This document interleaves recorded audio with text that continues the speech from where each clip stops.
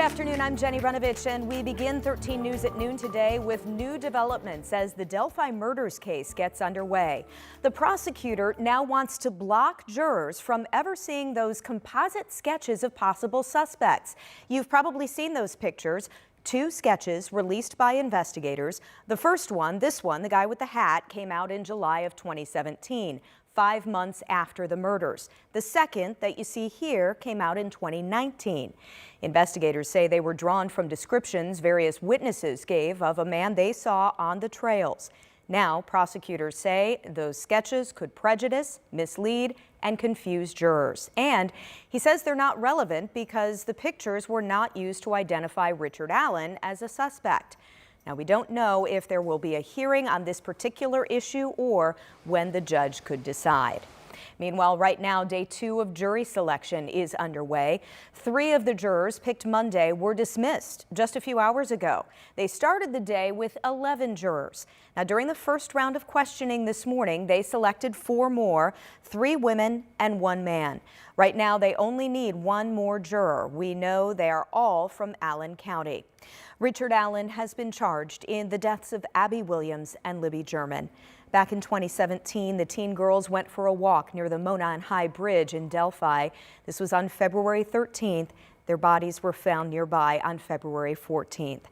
On Monday, 13 News saw more than 100 Allen County residents at the Allen County Courthouse to be chosen among the 12 jurors and 4 alternates for that trial. 14 jurors all have different jobs ranging from a nurse to a school counselor, transportation director, a stay-at-home mom, and a professor. That's just to name a few. Yesterday was the first time we saw Richard Allen dressed other than a prison outfit. This, you see here, is his latest mugshot. It was sent out yesterday morning. However, in court, he was wearing a button-down shirt and khaki pants. Allen even helped his defense team pick out which jury members he would like to see in the trial. As for the family of the 2 girls, our crews only saw the grandparents of Abby Williams in the courtroom. We are told some family will not be allowed in during jury selection because they are potential witnesses. Now, once all the jurors are chosen, they will be transported to a hotel and then isolated for the trial to start Friday in Carroll County. Meanwhile, the families of Abby Williams and Libby German have waited more than 7 years now in their search for justice. And yesterday, Libby's grandmother, Becky Patty, shared her thoughts in a post on Facebook. You see it here. She says in part, "They say this trial will give us closure. What is that anyway? I guess we will see in a month's time. In the end, you are never coming back to us. Nothing changes. The missing you will never stop. The pain of losing you will never stop. Loving you will never stop. There will never be real healing. Maybe when this is over, we will learn to move forward, maybe not. One thing is for certain, though, we will live our lives loving and honoring you." Again, those words from Becky Patty. Also want to let you know we have our Delphi trial special on our 24/7 WTHR Plus app. That'll get you up to speed with the major moments and developments that have happened since 2017. You can download our free app on Apple TV, Amazon Fire Stick, and Roku. Just search WTHR in the App Store. Other headlines now. Just a few hours ago, we learned that a teen boy hurt in a hit-and-run crash last week has now died. The Marion County Coroner's Office says Wilberto Rivera III died from his injuries in that far east side crash. Police responded last Thursday night to Cumberland Road near East 10th Street after a vehicle hit the 14-year-old on his bike. Medics quickly rushed Rivera to Riley. That's where he died. The driver is still on the loose today. If you know anything that can help investigators, call Crime Stoppers at 262-TIPS. Right now, investigators with IMPD tell us they're relying on multiple tools to crack down on violent crime in downtown Indianapolis. This comes after a deadly shooting early Saturday and a death investigation on Sunday. Both happened just a mile apart downtown. Now, in one of the cases, police say a gun battle broke out between 2 cars, ending with a man dead and a woman injured. IMPD says crime in the downtown district is down despite this weekend's violence, but they're using more cameras, bike and foot patrols, and partnerships with other agencies to prevent violence before it starts.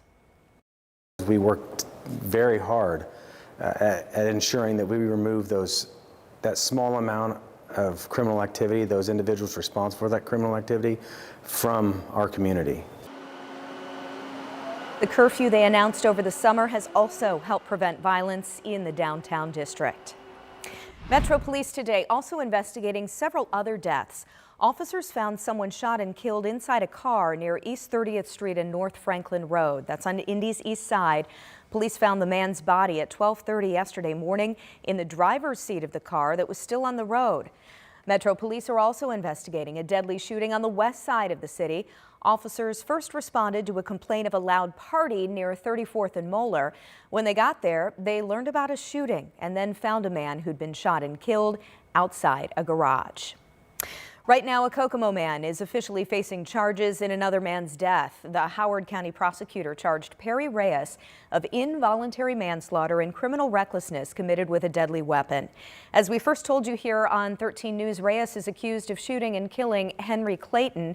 Investigators say Reyes shot Clayton with a gun that he did not think was loaded. Well, today we're working to find out if anyone was hurt in a crash between a car and a large agricultural machine. This happened in Westfield near 206th Street and Lamong Road. You can see the pictures there from the crash scene. Police are now reminding drivers to be sure to share the road safely as harvest season picks up across our state. All right, drivers, heads up. Later tonight, a busy stretch of I-65 will shut down in downtown Indianapolis. So here's what you need to know. Crews are closing all southbound lanes between 11th and Alabama. That means you'll have to get off at West Street once you hit downtown. 5 on-ramps to I-65 and the North Split are also closing for 16 days. This is all while crews make bridge and pavement repairs. The closure lasts through Halloween. We've posted the detours that you'll need to take. You can find those right now on WTHR.com/Scene on 13. All right, let's give you a live look outside today. The sun is trying so hard to come up.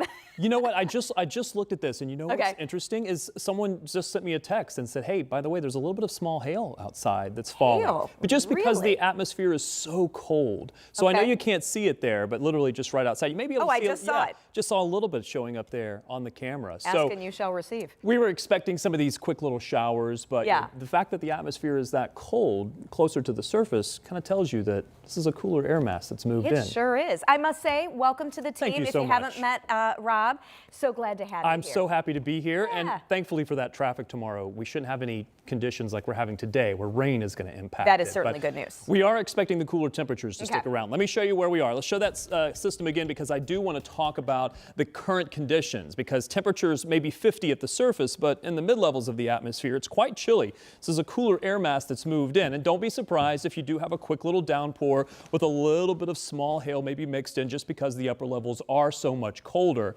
We do have a lot of this cooler air also moving in off of the lake. Some light showers possibly trying to come in off of the lake, but some of that cloudiness may move our way as we look to tonight and maybe even into the early part of tomorrow. Here's the quick little downpours I mentioned on radar, where we do have the higher returns here, maybe near Zionsville. Wouldn't be surprised if a little quick downpour moves through and you too see a little bit of small hail mixed in with that, almost like sleet pellets that are coming down. But look at the temperatures here, 40s and 50s. Probably going to see the temperatures move into the mid-50s by the afternoon. As far as the rest of our day, that chance for a few showers is going to stay with us, 50s into the afternoon, and then the north winds will continue to drop our temperatures. So we'll do 40s and then 30s, and there may even be a couple of locations where we see temperatures into the upper 20s. Some freeze warnings to the north and east, frost advisories in place, but does not include most of Indianapolis and areas to the north. Isn't that interesting that we have this one little swath of areas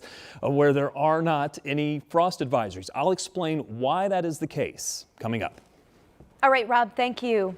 Hey, the Indiana Fever enjoying the downtime from a really exciting season right now. So that means relaxing, enjoying some other hobbies beyond the basketball court.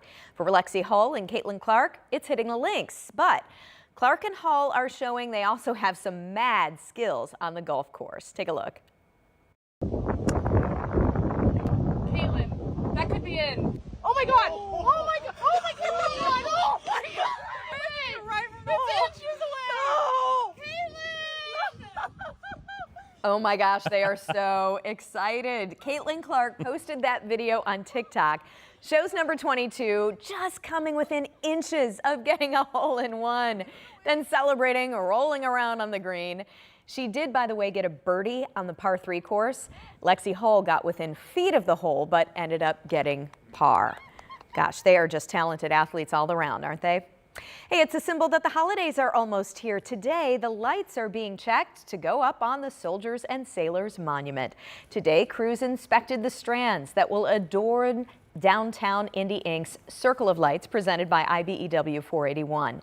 So it happened today at the Indiana State Fairgrounds. Crews are looking through 4,784 colored bulbs, all to make sure they are in tip-top shape. You don't want one goes out, they all go out, right?